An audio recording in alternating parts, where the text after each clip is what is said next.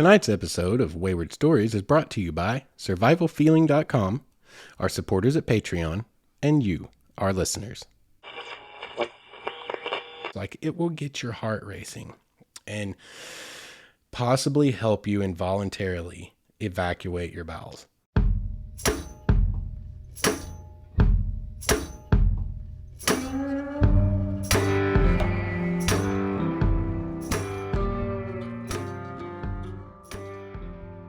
What is up, all of you wayward souls? I'm glad to have you guys back for yet another episode of Wayward Stories. How y'all been this week? I've been all right, personally.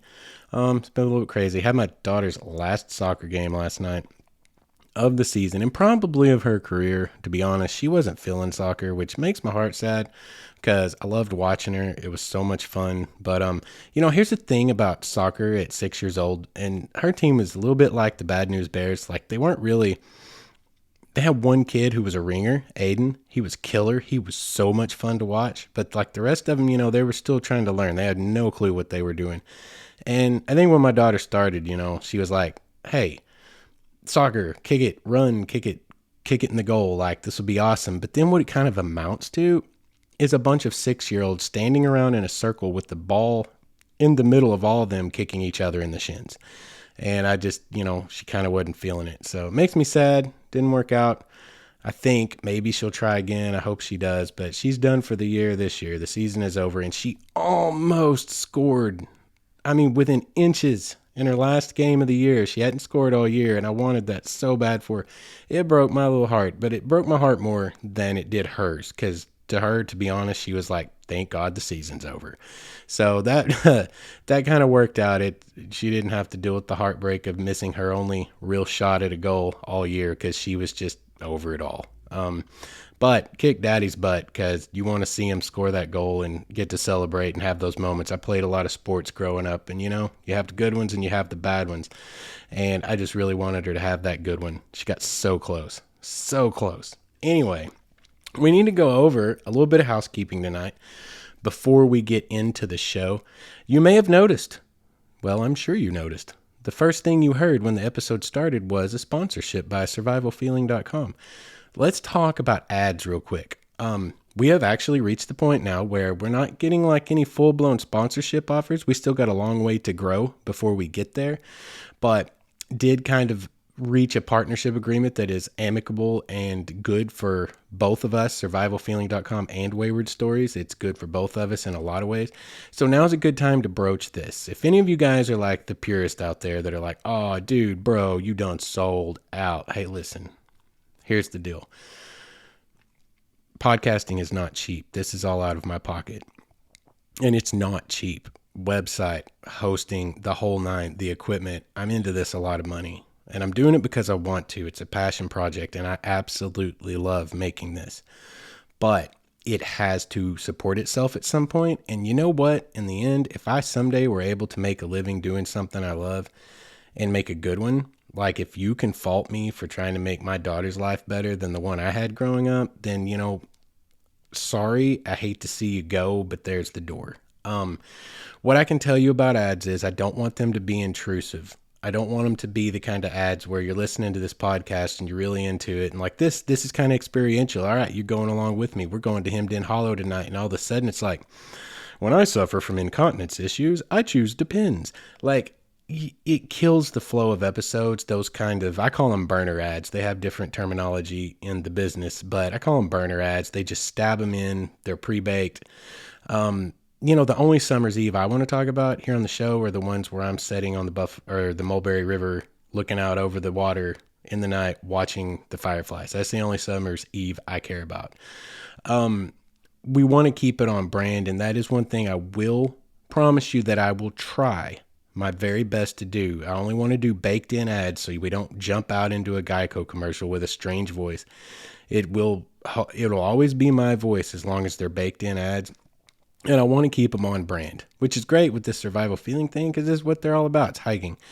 But as we progress, when we start to get those offers, I will do my very best. You have my pledge to keep them on brand where we don't jump out of the story into a different voice and we don't jump out of the story into like something completely irrelevant to anything we're talking about because I hate those kinds of ads in the podcast I listen to. We've spent enough time on it, but just letting you know, the day is coming. We're going to have an ad in tonight's show for Survival Feeling. We're kind of feeling it out and testing the waters of how to do this. So please just bear with us, and by all means, support the sponsors we get, because that's what will keep them coming back to us and help keep the show being produced, because there will come a point where this could be untenable and too expensive and not something I can do anymore, and it'll have to stop if it can't support itself. So by all means, please, show a little consideration for what we're trying to do over here, and please, please, please support those sponsors so they'll keep coming back to us. Anyway, 5 minutes of talking about my daughter's soccer and Depends and Summer's Eve and things like that. Let's move on to the actual show tonight. How about that? Does that sound good to you guys? Tonight, we're going to talk about a hike I did late last year in August, and it was to Hemmed In Hollow Falls. Here in this great, wondrous state of Arkansas, we have, by the way, did you know that's illegal? I just committed, I don't know if it's a misdemeanor or what, but that is a crime in Arkansas to pronounce it Arkansas. Hopefully they won't come after me for that. If we hear a knock at the door halfway through the recording tonight, somebody bail me out. But here in the great state of Arkansas, we have the Ozark Mountains. They're absolutely beautiful. We've already talked about them a couple of times in different episodes. The Buffalo River, the Mulberry River, or Big Bluff. We haven't done the Buffalo River yet. That's coming. Y'all be ready for that. But Hemmed In Hollow Falls, it's a great hike. It's a hard hike. It's a beautiful hike.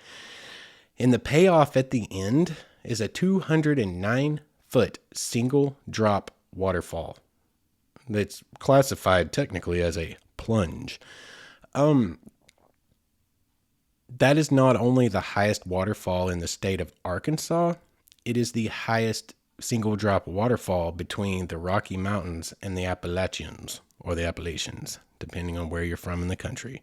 I like Appalachians better because it sounds kind of, oh, Muffy, let's go to the Appalachians this winter.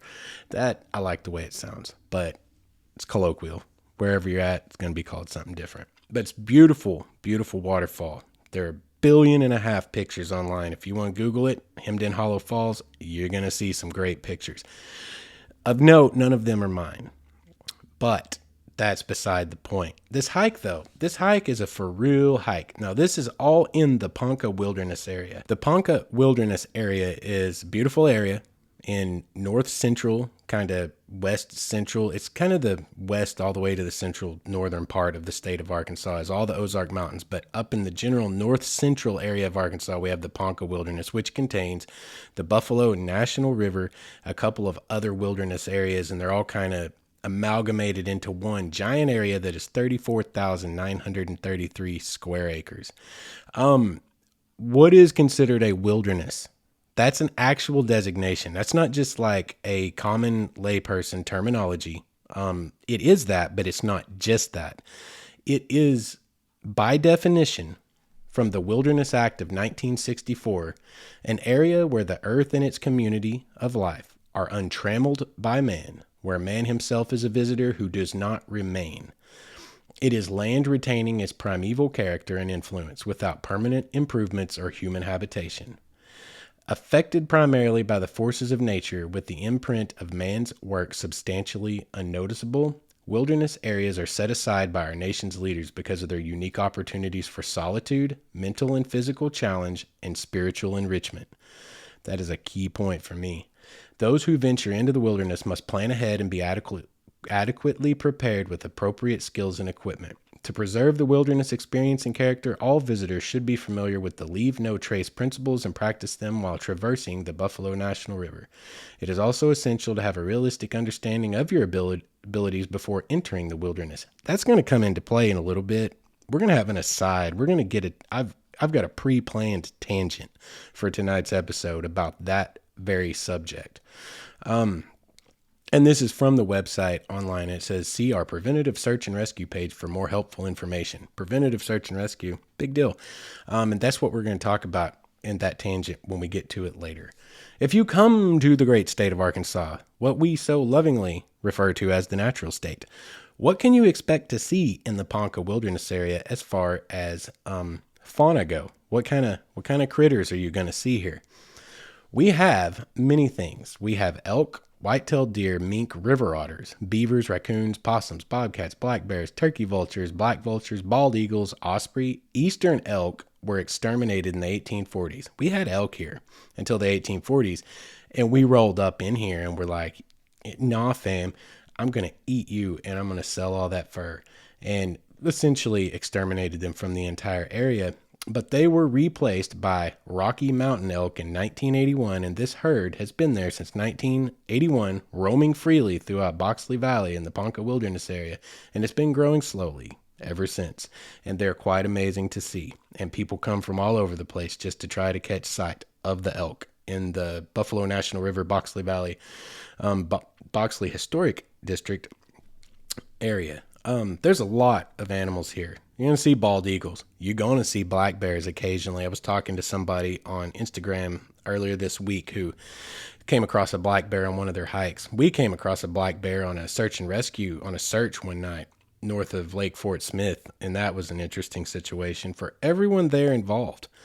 There were some diapers that needed to be changed. Black bear aren't going to mess you up. Typically they're going to leave you alone, but you're not watching for them. It's not something that's super, super common. And suddenly you're in the middle of nowhere looking for somebody that's missing with 4 or 5 of your homies, and you hear crashing next to you and all the headlamps fly over, and there's a huge black bear bouncing across through the woods, off of trees, knocking over deadfalls. Like, it will get your heart racing and possibly help you involuntarily evacuate your bowels. Just depends on the constitution that you tend to have.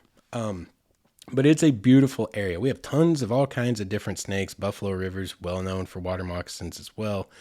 We have all kinds of great stuff. It's great for you wildlife photographers and your landscape photographers out there. It's absolutely beautiful. And on that note, as long as we're talking photography, for astrophotography, we talked about this area in the Overnight on Big Bluff episode. This has attained dark sky park status as of 2019. So it's absolutely beautiful place. People come from all over to enjoy the river, enjoy the mountains, enjoy these trails. And we're going to talk about the Hemmed In Hollow hike from the trailhead from Compton tonight, not from the river. There are multiple ways to access this trail, but we're going to talk about one in particular. Also, I need to mention real quick, because this just came to my attention on the subject of photography. You cannot use a drone in anywhere, in the United States at least, that is designated as a wilderness area. I haven't had enough time to think about this to decide how I really feel about it. My politics are complicated, and as I've told you before, I'll never discuss them with you here in this forum. But I have very wide-ranging views, from liberal to very conservative, on different subjects. This, I don't know how I feel about it yet. I haven't thought about it enough. I get the idea. I guess the idea is we don't want a drone to go down and not be able to find it and leak a battery into the Grand Canyon or the Buffalo River or whatever.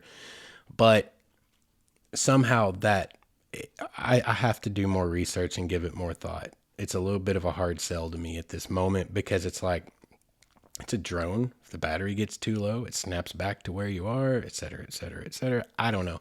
Because in my brain, the shots that my little cinematographer, former director of photography mindset sees in the Buffalo River, oh my God, can you imagine a drone shot cascading down with a 209-foot waterfall or climbing it? Like, oh God, it would be so amazing. But you can't do it. Just FYI, if you're unaware, as I was until recently, it is prohibited to use a drone in any of America's designated wilderness areas, along with other places, I'm sure. But any wilderness area is designated no drone zone. That might not be a thing, but it rhymes, so we're just going to go ahead and go with it. The hike into Hemmed In Hollow from the Compton Trailhead, it is 9.2 kilometers or 5 miles. And it is a 5-mile hike that is all there.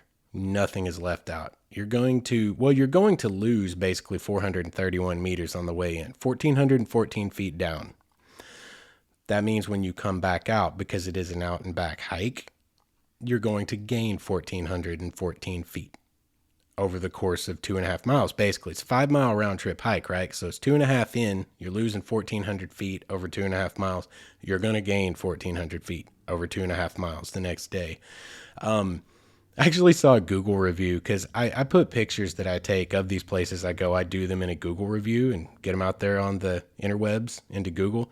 And I was reading through some of the reviews about this hike, and it was this, I guess it was a younger lady. Like, I love the verbiage and the terminology that we currently have going on in the modern zeitgeist of these young kids.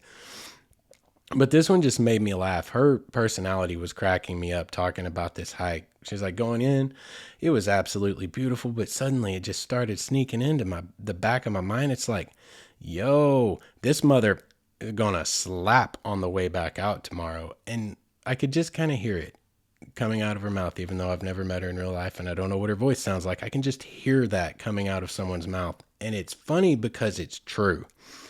That I don't even know how many ways you can use the word slap or slaps. I hear it all the time. I like it. I like the way it gets used. I just don't know the proper way to use it. But I'm going to say that it's used properly in this because 1,400 feet over 2.5 miles. And there's a couple of long stretches. The first bench you hike in for maybe the first mile, don't quote me on that, but it's a good stretch. You're only losing 200 or 300 feet. So you've got like 900 feet ish that you're going to do over like 1.5 miles. When you're coming out, it's rated as difficult and strenuous. It says that at the top of the trailhead. Take that seriously. I've seen a few people talking about this hike online and they're trying to be those manly men. You know, those guys. Yeah, man, I heard it was like difficult stuff, but psh, I did that. That's no problem, man. I came back out. I grabbed a beer. I slammed a couple of lines of crack. Like, it was all good. That hike ain't nothing. And that's bull. That is absolute BS. I've mentioned before, my job at Big Purple keeps me in good shape. And I ground pound when I hike. I outpace most people. That hike is tough on the way out. I mean, it ain't going to kill you if you do hiking. If you go in and you drink enough water, it's not going to kill you. It's just a tough hike out. It's a lot of climbing. And there is a couple of scrambles in there where you will have to scramble down a little bit. Like, there's some kind of steps cut in here and there. It's a beautiful hike. It's so natural. It's absolutely beautiful. But there's a couple places it's a little bit tough. Like, you have to kind of scramble. I remember coming out the next morning and going past one of those scramble points and seeing this couple that I'm just really not going to describe them because it might be unfair.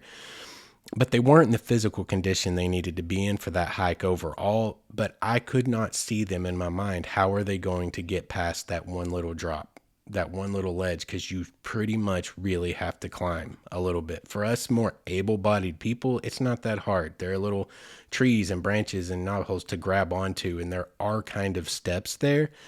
They're just very steep. And it's kind of like climbing a little bit. Like, it's a real hike. Not to try to scare anyone away, but to fully prepare you, know your own abilities and what you're capable of. It's a totally doable hike, but it is a difficult and strenuous hike. But it's absolutely beautiful going in. It's so serene. We started in the afternoon and we're going in on an overnight when we were going down. It's like, let's hike down there. Let's get to the waterfall, cross our fingers for some water flow. Because there's not a place to check that. I can get online and check the Mulberry River level. I can get online and check the Buffalo River level. You can't get online and check the flow rate over Hemden Hollow Falls. Like, you kind of just have to troll Instagram, see if anyone's been there recently, ask some questions. It's tough to do. You're taking your chances, But we started in the afternoon with the intention of staying the night. You hike down, and when you get to the top, there's a place where the Compton Trail, it can split in a few places, but there's a place with red flagging tape where it cuts a hard left. It almost hairpins back on itself, back up into the hollow and descending. And that is the trail back to Hemden Hollow Falls. And once you get down to that point and you start your way back towards the falls, you're going to come up on a camp spot. And there's a sign that says no camping beyond this point. That's your last chance. If you're going there to do an overnight, which I highly recommend, guys. Overnights, they're great hikes because there's multiple reasons, and we're going to talk about them. But that is your last chance to camp, is right there just after you turn back towards the falls itself. So right about this point on our hike in that day, and this is where we're going to go into that tangent I talked about earlier. On our hike in that day, like we made our way all the way down, there's a couple of really pretty vistas, even with leaf on. There's a couple of places where you can see Hemmed-In Hollow Falls if it's running, if you know where to look. I didn't at that time. Probably could have, saved myself a lot of trouble. But anyway, this was a great trip. It doesn't matter. But we've been at it for a couple of hours going in. We were going very slow. First of all, I need to touch on this. I had broken 2 bones in my foot and just absolutely obliterated a lot of the ligaments and tendons in my right ankle a week before at work. And because Big Purple is so awesome and doesn't offer any kind of insurance or compensation whatsoever, and we don't get PTO, so I couldn't even take days off to deal with it, I just had to keep working on it. But I'd had this trip planned for a long time, and by God, I'm not going to sit home when I've got a trip planned. It would have had to been worse than it was. Simply the fact that I had to keep working on my broken foot / jacked up ankle for a week before this trip. I knew that I could walk on it, but I knew how weak it was. I was rolling it 5-6 times a day because it had no stability left. So I got an ankle brace and still went ahead and made this hike. So it was a slow go down, and it was, I actually used for the first time ever a hiking stick. I have a hiking stick for man tracking and search and rescue, but I don't use it for actual hiking. I've never used a hiking stick. This was the first trip I ever actually took out the hiking stick and used it, and it was a lifesaver. Having to be super careful on a trail like that when you got a weak ankle. I mean, maybe it wasn't the smartest thing I did going in, but by God, I'd planned it. I was going to hike it. I was able to walk at work, so we're going to go in here. So it was a slow go, but it was a strenuous go because I had to be so much more careful and support my weight so much more in certain places by grabbing little saplings or tree branches or using my hiking stick, whatever. We lost a lot of water going in, did a lot of sweating. It's August. We get down to the point where the trail's turning back to go to Hemmed-In Hollow, and we're eyeballing our camp spot and thinking, do we go on down to the hollow, falls, or do we go ahead and set up camp? Because who knows if someone else may come in and yank camp behind us. And as we're trying to decide this, there's some people coming up the trail. I'm not sure from where they came. They could have came up from the river. There are multiple ways to access Hemmed-In Hollow Falls that are not just the Compton Trailhead. But there are 3 people coming up, and one of the young ladies with the group, she was not okay. And I could tell at a glance she was not okay. And then one of her friends said, do you guys have any extra water? Yes, but no. You know what I mean? We've got extra water, and I'm by no means going to withhold it from someone in need, but oh crap. We're not going to have any water after this. But situation as it stands, and this is the tangent, and I'm going to walk you through a couple of things here because this is a cautionary tale and a learning experience. These people went in completely unprepared. They're like, oh, I saw it online. It's a hike. We're going to hike in. They did not take into account 1,414 feet of elevation gain, over 5 miles apparently. They didn't take into account it's August and it's 98 degrees in Arkansas with 60% humidity, which is the equivalent of hell's threshing floor. They weren't ready, and they nearly got someone killed. And I'm going to tell you why. That is not being over dramatic. I have enough medical training from search and rescue, disaster medical, triage, basic once-overs, doing a condition check, be able to check their consciousness, CPR, AED, all that stuff. I have enough training to know a few things. I'm by no means an EMT or a paramedic, but we are working towards that, wilderness first responder at least. But I know enough to know what I'm looking at. And she was not okay. her skin was almost ashen gray. She had lost so much coloration in her skin. She looked like she was literally like her knees were about to buckle and she was about to pass out. She was not in good shape. And what concerned me the most is she wasn't sweating enough. She was still sweating, but not nearly enough. And at this point, you understand, they've still got 2.5 miles back to the trailhead and 1,414 feet of elevation gain. This has happened on the way in. From wherever they came, this has happened on the way in. I don't have a ton of that information. The reason why, there was a bit of a language barrier. We could communicate well enough. I know a little bit of Spanish from high school. Actually, I was conversational-ish for a while in high school because of where I grew up, and I took Spanish in high school, but it's been 20 years, and if you don't use it, you lose it. Like, I remember phrases. I know how to order steak if I go to Mexico. I know where's the bathroom? Are you married? Yeah, certain things you hang on to, right? But I didn't get a lot of the information, and it made it a little bit tough because I needed to relay information to them. Like, no, you can't keep going. This isn't okay right now. We need to get her squared away. And it was starting to get shady. Like, you're on the east side down in the valley. So when you're getting into later afternoon, the sun is disappearing, right? It is going down away from you in this situation. So shade was working in our favor.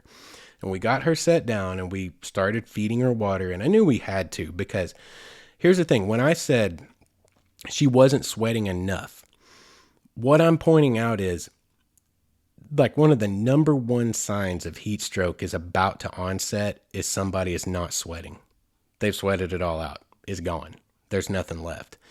She wasn't sweating enough. She wasn't to that point, but she was really close, and that's way too close. Heat stroke, it's over with. Where we were, I mean, I was literally, and again, I'm not over dramatizing this. I mean, I assessed this situation and I'm like, all right, we've got rain flies, so we can make a litter. We can carry her out of here. And I was going over in my head, this might have to happen. She's not walking out of here unless we can get, we had like 4 bottles of water between us and we gave her 3. And there was a point behind that decision-making process I'll touch on in just a second. But we gave her 3. We got 1 in her slowly, and then we got another one and got her to kind of nursing it, and her color came back, and she started to sweat again. Like, we were right there at the brink. I mean, I think it was just perfect timing, and we got her with her legs back under. I was able to check her out, that her legs weren't wobbly, that she was coherent. She knew who she was. She knew how many fingers you're holding up, all that good stuff. Enough to satisfy me that, like, hey, she's got her friends with her. We're sending her with another bottle of water. That's 60 total ounces over the last hour, whatever, 45 minutes. She looks okay. And the only other way out of here is to carry her out. And I think she's good enough to make it out at this point. So, you kind of have to make that decision. But the whole point is, what I want to point out to you is, number one, go in prepared. Be prepared. Do your research, guys. It's not messing around. Like, people and I remember being young and doing stupid things because it's like, well, nothing's ever going to happen to you. You hear that a million times. It's a cliche, right? But it's because cliches often are cliches because they're really a thing. We always tend to think we're indestructible until we find out we're not indestructible. And then we maybe are a little bit more careful, right? Just saying, don't learn the hard way. Learn from someone else's hard way. It's a lot less painful that way. Be more prepared. Know what you're getting into. Stay well hydrated. Go in with enough water. The second thing I want to point out is I want to plug search and rescue right here, because I am an advocate. I am passionate about it, and I'm an advocate for all of us outdoorsmen getting involved in it. I'm talking to you listening to this right now. If you're an avid hiker, a kayaker, a mountain biker, you should get involved with your local search and rescue team or a local search and rescue team, if it is at all possible. There are multiple benefits, one of which is what I just told you. There were people passing that woman on the trail that didn't know what to do with her and didn't even see a problem. But I knew it immediately and honestly feel like we may have really kept her out of a very serious situation. And I knew what to do about it. Why? Because I joined Search and Rescue 5 years ago. because I decided I have a lot of outdoor wilderness, backcountry, bushcraft types of skills I've acquired that I could put to good use and make, a positive difference for someone who's really in need. Like, and because of that, I gained access and was trained in certain things, like certain low level medical type of things, just like what we dealt with there. All of you should give consideration to search and rescue, because not only what you can bring to the table and how you can make a difference for someone out there when they really need it the most, how you can give back to the community and give back to our outdoor brothers and sisters and our, all of our wayward souls out there. It also is beneficial to you because you gain access to training that you otherwise might not be able to get or be able to afford or be able to have. Since I joined, I have lots of, like I said, basic disaster first aid, things like that. I am now an L1 rope rescue responder, technical rope rescue. Like I got to rappel down into a cave that was barely wide enough for me to slide into last year and, go down 30 feet. It's amazing. It was so cool. My point is, I don't want to spend way too long on this, but if you are an outdoors person and you do not consider joining search and rescue, you are doing yourself a disservice. You really are. There's a lot of opportunity there for all of us. And all it costs you is maybe, well, if you're really an avid hiker, you got all the gear. You might need a couple of little things here and there, but you're pretty much already set up and you pretty much probably already have a lot of the skills, land navigation, etc., etc. And it'll open up a world of opportunity for you to give back to the community, but even more so, even to training for yourself and to better prepare you for your time out there in the wilderness. There's my impromptu plug for search and rescue. We are going to do a search and rescue episode at some point. It's definitely in the short list. It's just when the time's right, feels right to me, we'll cover it. But the time is not yet. As for now, to get back onto the trail and away from the rabbit hole, we got her squared away to where I felt comfortable enough to basically discharge her, send her on her way with her friends. Okay, and I told them, she's in your hands now. Make her drink this water, take lots of breaks, and stay out of the sun as best you can. Get her cooled off. Once you get to the top, get her cooled off as fast as you can. Get her in an air-conditioned vehicle. Take her down to the Buffalo Outdoor Center. It's probably about the closest thing. There's another store up there I can't remember the name of at the moment. Oh, J&B Supply Company. Take her to one of those places. Get her squared away. And we got about to putting our camp together. And there were so many people coming and going down to the falls. But we did. We got our hammocks up. We got us a fire pit ready. Got fire ready to be started. We weren't going to leave it there unattended. And about just before sunset, started our way down to Hemden Hollow Falls. Fingers crossed. There was some water flow. There are waterfalls, tiny ones, as you walk your way down into the hollow. And there was some water flow, so we were trying to be hopeful. We knew it was August. We had some rain the week before, but depends on how much, when, and where, if it's going to hold enough flow, if it's going to sustain well enough to have something to really look at.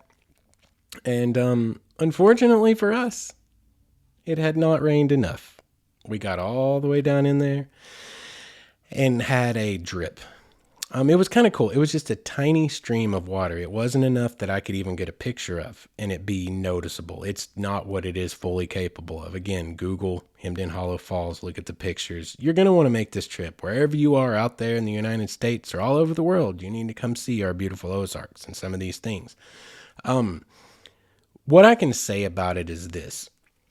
There are perks and upsides to doing overnight hikes to things like this, destination points that are far down a trail. If you're coming down and coming back out at the same time in one day, which I do all the time, not bagging on it, I'm just saying there are perks to doing an overnight. You go down, you have to go earlier in the day, you're there with everybody else.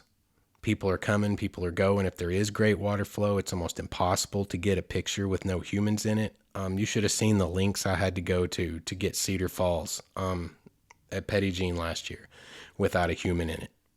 It was little bit of a miracle and took some real calisthenics on my part, let's just say. But if you're going in and you're going to stay, you get to go down to the feature at sunset. Sunset anywhere is the best. It doesn't matter where you're going. Sunset is always best. And it's the time of day here in the mountains when it starts to get quiet. When the cicadas and the crickets and the frogs start chirping. It's when everything starts to fade away and the people start to disappear and the sun starts to disappear. And there's such a silent, quiet solitude to that kind of a setting, to that kind of a scenario. And it's so beautiful. So even though we did not have the beauty of the waterfall, it's still on my bucket list for getting a picture of. It's one of the few here in Arkansas I haven't gotten a good picture of. It was still a really neat experience. Everyone left. It became extremely quiet. And this little stream of water falling 209 feet, it danced. It danced all over the splash pad at the base, basically, the giant sandstone rock at the bottom. And it just danced back and forth, and it would move by 10 or 15 feet. And then suddenly it'd come flying back at you, and it was hypnotizing. It was literally hypnotizing. I mean, like, I was standing there and I realized I was kind of in a trance. I was kind of like highway hypnosis. I drive for Big Purple. They warn us about highway hypnosis all the time, where your brain checks out, your eyes are still working, and your body's still doing what it's supposed to do, turning and doing all these things, but your brain's out. And it's hard to recognize when that happens. I was in a state kind of like that. I was in a little bit of a hypnotic state watching this water dance at dusk with the crickets and the cicadas and the locust and all the sounds of the forest and no human noise to be heard anywhere. No roar in the distance. No rumbling of a jet in the background. No highway noise of trucks barreling down Highway 23 somewhere a half mile from where you're at. No, you're in there. You're back there. And it's magic. I don't know what else to say about it, but it's magic. Even though we were disappointed because the fall wasn't there, we still got a really special night right there at the base of Hemden Hollow Falls. And a really cool picture looking out from under the falls back out, the way that hollow horseshoes. I need to find that picture and get it up on the website. I still love that picture, even though the falls aren't there. Made the best of it and got a good picture out of the deal. And then, as all good things must come to an end, it's getting dark and we got to make our way back up the quarter of a mile or whatever to camp. And we're going to talk about camp and everything thereafter after a word from our sponsors. I want to take a second to tell you guys about tonight's sponsor, Survival Feeling. Survival Feeling is a hiking brand based in Greece, and they offer an assortment of gear that's aimed towards the goal of helping you better enjoy your time outside. And that is, of course, what we are all about here at Wayward Stories. I really like this company for a lot of reasons, but chief amongst them is that they were founded with giving back to the community in mind. They donate a portion of all proceeds to organizations like the Wildland Firefighters Foundation to help support those who work to keep us all safe while we're out there trying to find ourselves. We've partnered with them to bring you guys a unique coupon code that will save you Wayward Souls 15% off of your order. Go to survivalfeeling.com and use offer code Wayward Stories at checkout. I think you guys will like what they have to offer and what they're all about just as much as I do. Once again, that's survivalfeeling.com and use the offer code Wayward Stories. Welcome back, all you Wayward Souls. Thank you for sitting through a word from our sponsors. It is very much appreciated. And let's get back on trail and back to the story. So we go back up to camp and we get our fire going. And I'd been on a kick last year of taking in you can take Mountain House, you can take a lot of the different MREs you can heat up. But to be quite honest with you, when you're only doing 2.5 miles in and, you're going to eat whatever you take and come back out dry the next day, I started taking in cans of beef stew, just one for myself. And just you take the cut the lid off, throw it in the fire, let it warm up, have a hot meal. Did that night. It was a great hot meal because you burn calories, guys. Even going downhill, you burn a lot of calories. And in the heat of the summer, well, you talk about when the hunger finally hits, when your body finally cools down, it hits hard. And man, you want to talk about hit the spot. But when your body cools off finally and the cool of the night starts to set in and you're sitting by the fire, you feel the cool air on your skin. You're getting hot food, solid, real protein food into your belly, calories. And then the owls start to hoot and they start to communicate back and forth across the valley. And it's eerie, it's haunting, and it's absolutely beautiful. Over the frogs, over the crickets, over the cicadas, over the locust, and you hear the hooting of owls as they communicate. And I believe there was probably 3 that we were hearing that night, because there was one really close to us, and then there was one further down the valley, and then there was one further back behind us. And it was almost like in high school playing baseball or football or basketball, any sport you played where you'd get 3 or 4 people in a circle and you would just throw the ball to each other and play catch in a circle. It's kind of how the hoots were going. Here, there, there. Here, there, there. There's no Calm. Hey, Calm, if you want to sponsor us, I'm here for you. We can find a way to make that relevant to outdoor adventure. But Calm hasn't got anything.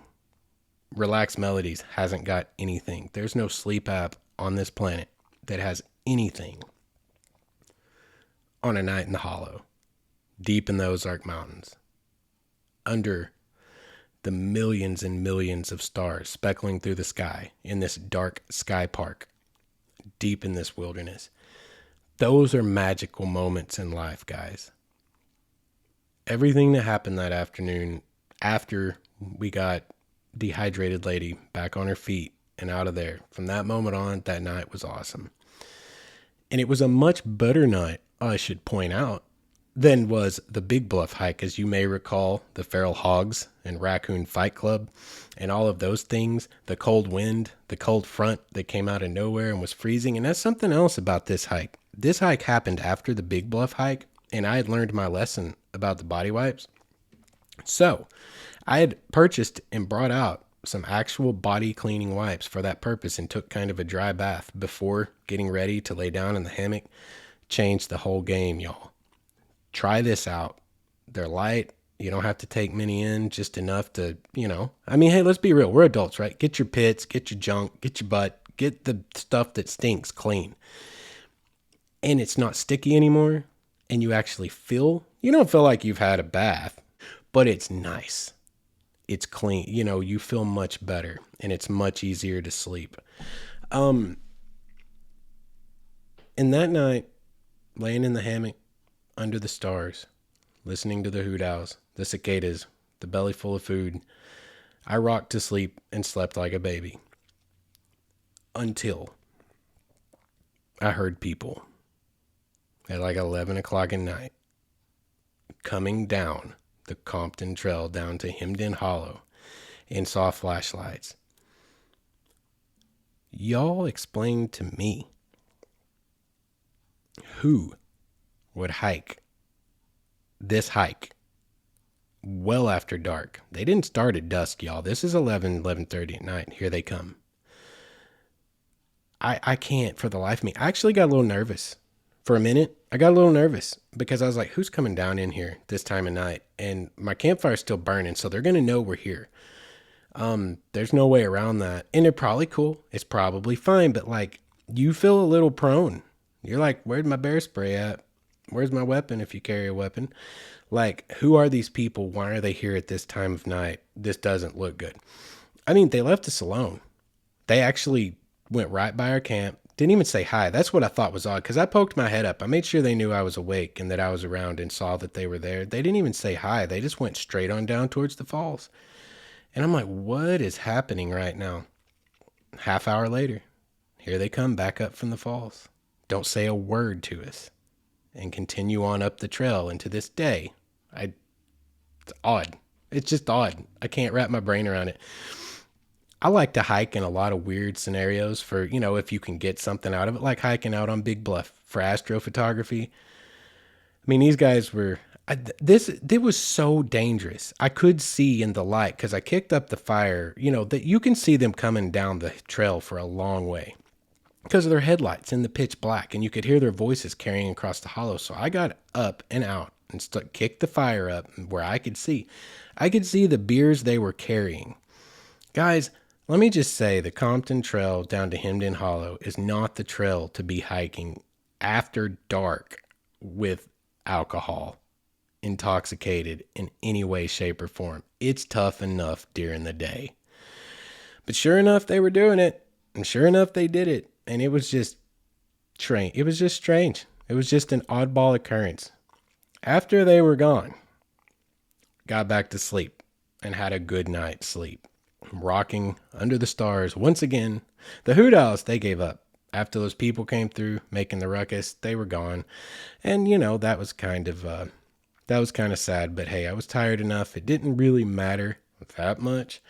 Woke up the next morning. You get, waking up, because when you're waking up at that camp spot, the sun is rising to your east. Well, it always, usually, rises to the east. But, you actually have a vantage point on it. You're looking through trees. You could hike down just like a quarter of a mile to the Buffalo River, see it rise over the river, which is a beautiful sight. But you can see the sun rising to you, and it just kind of completes the night. You've just had a great night, a great sunset. You don't see sunset when you're at Hemmed-In Hollow, but you get dusk. You have a great dusk, and you can see the sunset, up on the top of the falls at 209 feet for a while before it finally disappears. And then go and sleep under the stars, wake up to sunrise. It's a beautiful experience, and that was a very comfortable night. That was a great night. Come hiking up the trail early, before we even started up to catch all the spider webs, came a father and daughter. And they actually came over and talked to us, and I enjoyed talking to them for a minute. They were very cool. It was a father and daughter from Kansas City, and they told us that they take trips every year together. It's like a tradition for them, and they do some serious hikes. They were talking about through hikes that they do. I don't remember where they said they had all been, but it had been stuff like Pacific Rim Trail, like Appalachian Trail. I don't know what specifically, but that's the kinds of things they would go and do. And y'all, if that ain't life goals, I don't know what is. Someday, I hope to have those same kinds of goals with my daughter. I hope I can get her interested in this thing that I love so much. And I hope that we can have those kinds of trips in our future. Hell, I'd like to make a tradition of that with another human being as like a partner in life. That would be awesome. Maybe that day will come someday. Who knows? But that's the kind of thing, man. Set up a doable bucket list in life. How cool is that? Like, you don't have to have a bucket list. It's like, I really, really want to go and see sub-Saharan Africa. Yeah, that would be cool. Hey, in our lifetime, maybe you can pay Elon Musk and let's go see Mars. Things are happening. The moon's actually probably going to happen in our lifetime. Like, commercial ticket, like getting on an airplane, probably going to happen. But there's so many simpler, easier, cheaper things that you can put on a bucket list that are still some of the most gorgeous, amazing things you've ever seen. And they're logistically feasible. They're actually accomplishable. And you can get out and you can go do it. And they're all over the United States. You can go out and experience all the different cultures and subcultures we have here in the U.S. Everywhere you go, I have traveled extensively at this point for my job and just in personal life. But I don't get to travel a lot in personal life because I'm not rich yet. Y'all hit me up. I still need sponsors. But for work, I have. And everywhere you go has its own kind of culture and people and foods and things that are really native to the area that make them unique. And it's so awesome to go experience that. And this father and daughter, I just love their story. I thought that was awesome. I absolutely love that. And I hope to have that someday with my daughter. And then we headed on up, and they actually came from they camped down by the river, and they were going down to Hemmed-In Hollow to the falls. So me on my gimp foot, got to be chief spiderweb catchers in charge of the universe on the way out on the Compton Trail that day. You really, it's a cold comfort to know that you've cleared out all the spider webs for anyone else that comes after you. It's not the most comfortable thing ever, but that's part of the game and still part of the experience. And as such, I actually love it a little bit. Kind of uncomfortable, but it's a part of the game. It's a part of the experience. We're going to talk about one more thing tonight that I somehow did not know existed until literally last night. As I was doing research, when I say research, like I know the trip I had, but when I approach these episodes, you'd be amazed at the nitpickers out there, y'all. Like if I just said Hemmed In Hollow Falls was 208 feet and it was just a slip of the tongue because it's actually 209 feet, somebody's going to come at me. Write it down. So you try to brush up and you try to be as accurate as possible about the little details that your brain doesn't find that important when you're standing in awe of the incredible presence of nature, experiencing the moment. You don't get hung up on if it's 208 feet or 209 feet. Anyway, I'm doing my research and making my outline so I don't miss anything when I come in here to record tonight. And I discovered something. There's a side trail by Hemmed In Hollow Falls when you're down at the falls that takes you to the second tallest waterfall in Arkansas, known as Diamond Falls. It is beyond my comprehension that I didn't know it existed.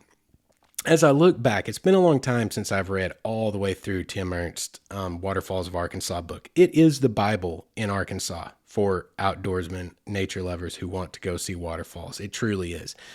I have a copy. I read it a billion years ago, front to back. This one, I clearly have heard the name before and knew something of it, but not in context. I had no idea.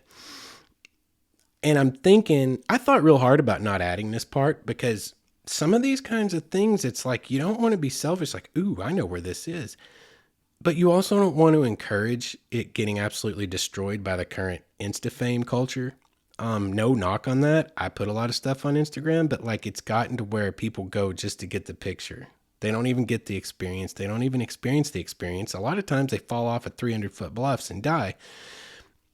This Diamond Falls hike is a dangerous hike, and it's apparently a pretty special place. Can be a dangerous hike, and apparently a pretty special place. And I was like, should I even share this? But in the end, it is in Tim Ernst's book. So just because people aren't intrepid enough right now to go ahead and give that a shot, guys, there's like 1 or 2 pictures I can find on the entire internet of Diamond Falls. There's only 2 entries I can find, and I'm going to read from one of them and give proper credit to. It's called, I think it's Rick's Hiking Blog, and he wrote this in 2014 and published it in 2014. And then I found a review on All Trails where a guy mentioned the Diamond Trail, or the trail to Diamond Falls. That's it. I found, I think, maybe 2 other one-off mentions in like onlyinyourstate.com, and I think NatureBacks. Hey, NatureBacks, y'all get at me. I'm right here in Arkansas, man. I will represent. Anyway, I'm going to read it from Rick's hiking blog, and it's like henry411.blogspot.com. So just FYI, if you want to source this. And I'm just going to read from it because I want you guys to be aware of it. It's out there. I'm going to go do it. This totally made top of the bucket list for me when the water's right. I don't care what it takes to get this done. I'm going to see this because this thing's absolutely gorgeous. First of all, Diamond Falls is the unofficial name. It was suggested by Tim Ernst because this waterfall comes in at 148 feet high and it plunges about 100 feet before it hits a really interesting looking protrusion of sandstone rock and just explodes into a spray. And apparently it makes the water look like diamonds in the sunlight. And that's where the unofficial suggested name from Ernst came from. It's actually known as Bridesmaid Hollow Falls in Bridesmaid Hollow. From Rick's hiking blog.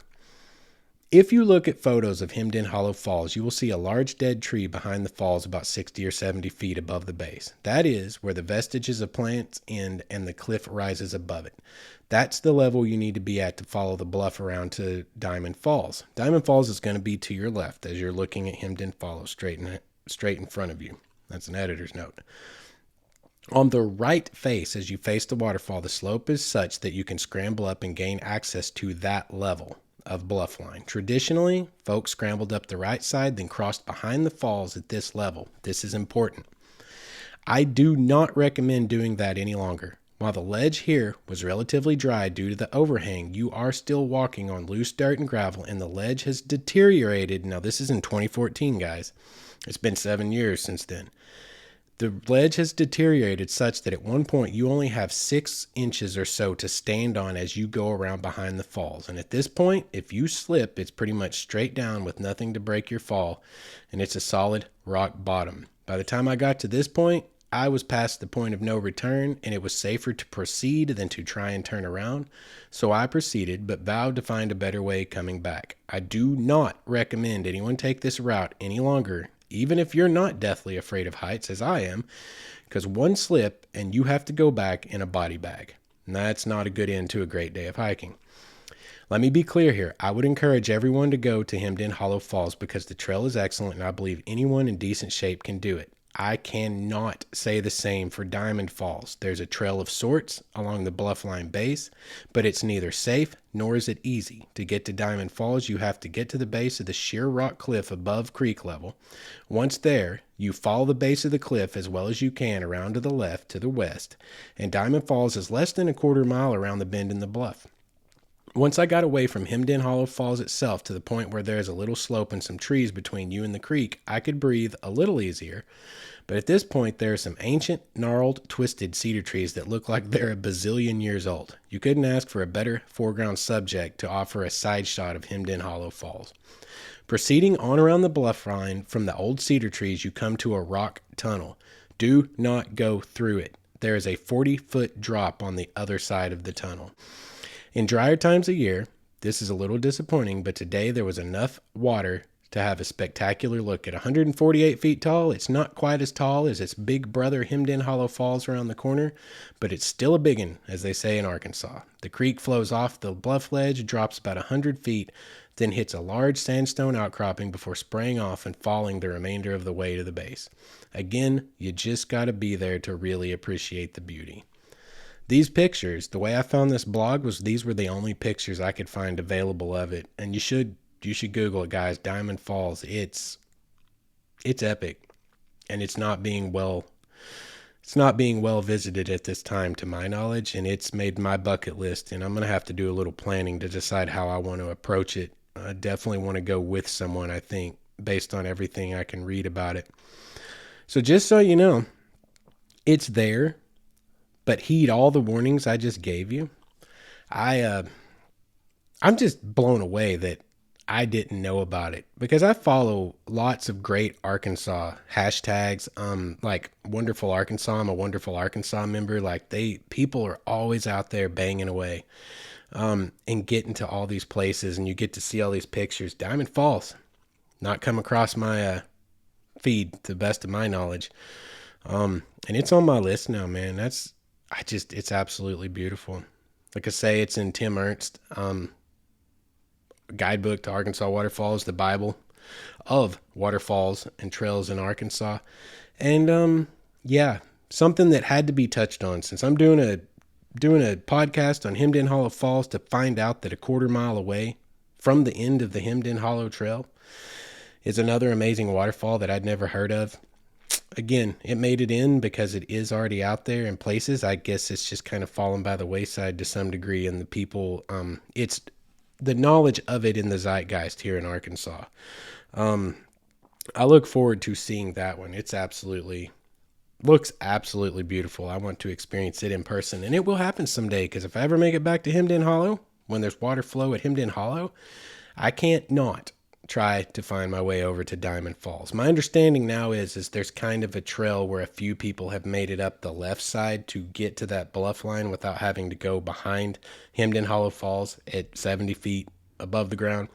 So know that if you go to try it, heed all cautionary statements that have been made and try to go up to the left. Don't go right, and don't have to walk across a ledge that's only 6 inches wide, 80 feet above solid rock. I hope you guys enjoyed the show tonight. We're going to kind of wrap it up there. I think we've touched an hour, actually. I felt like I was going to have to pad this out a little bit, but I think we've touched an hour.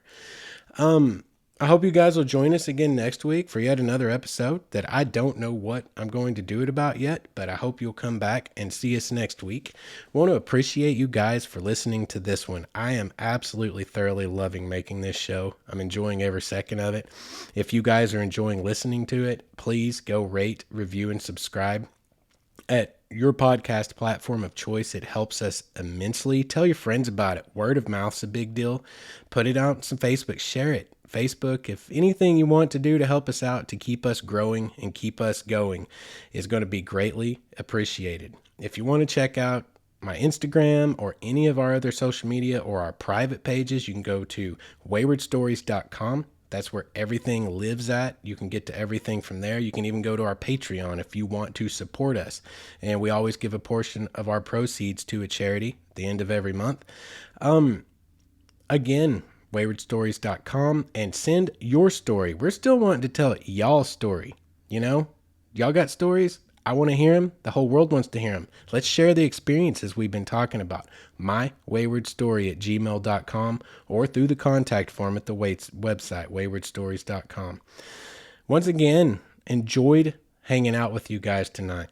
Hope to see you again next week. And until then, y'all be good to each other. Go out there, find some way to contribute to something better in this world, and let's make the world a little bit of a better place.